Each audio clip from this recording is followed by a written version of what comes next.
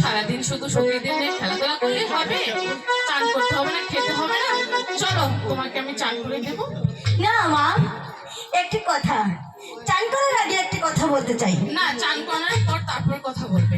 আগে তোমরা একটি কথা বলতে।